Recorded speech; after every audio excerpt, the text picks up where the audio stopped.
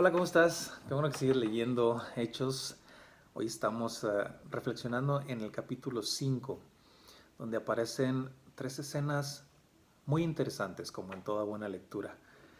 La primera escena es una escena que se podría considerar fuerte y quizás hasta incomprensible de cierta manera.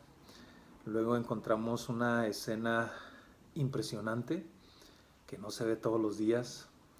Y al final encontramos una escena emocionante, donde te emociona y te puedes hasta imaginar que tú puedes ser estos personajes, ¿no? De lo que estaba pasando con ellos.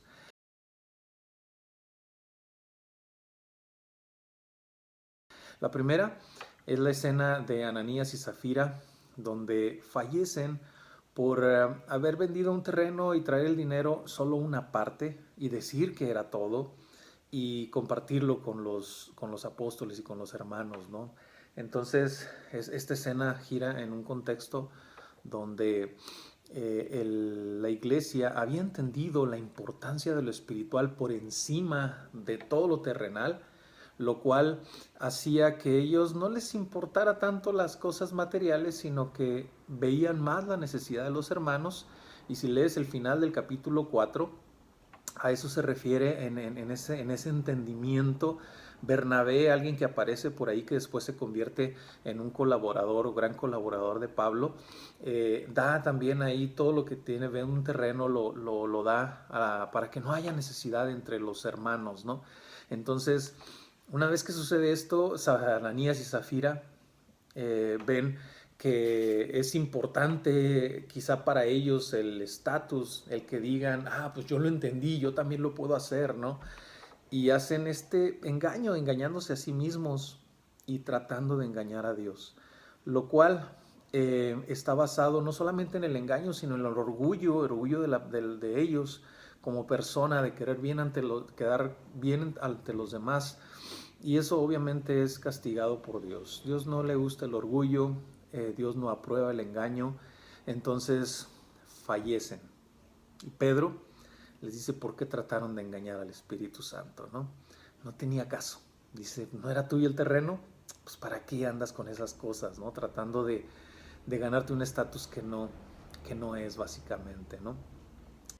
Uy, wow, eso sí que asusta. Luego después viene la escena impresionante donde empiezan a sanar muchos enfermos, empiezan a sanar aquellos que estaban endemoniados.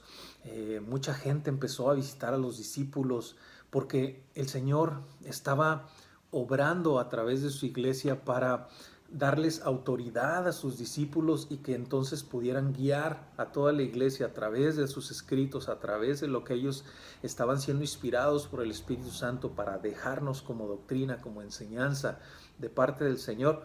Entonces quedó bien claro gracias a ese poder que se manifestó en aquel entonces, ¿no? Sigue habiendo milagros hoy, sí, pero no necesariamente queremos o tenemos que tener ese tipo de poder de sanidad, ¿no? Porque no existe tal cosa, solo el poder es Dios. Y ellos mismos, si recuerdas el capítulo 4, así lo mencionan. Dice, ¿por qué se impresionan de que nosotros hayamos hecho algo así? Nosotros no fuimos, fue el Señor Jesucristo.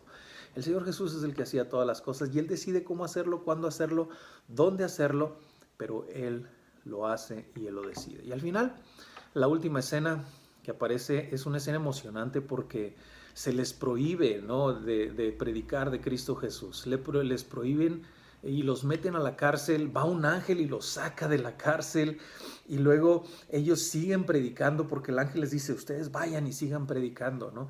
Y siguen predicando y luego van por ellos otra vez y los amenazan y suceden todas estas cosas donde dices tú, wow, la oposición está bien grande para que ellos no prediquen, pero ellos lo siguen haciendo. ¿Lo seguirás haciendo tú también? ¿Seguirás predicando aún a pesar de la oposición, aún a pesar de que el mundo te diga que no, aún a pesar de que te digan que no? Por esto, por aquello, síguelo haciendo. Predica de Cristo. Seguimos leyendo. Dios te bendiga. Nos vemos pronto.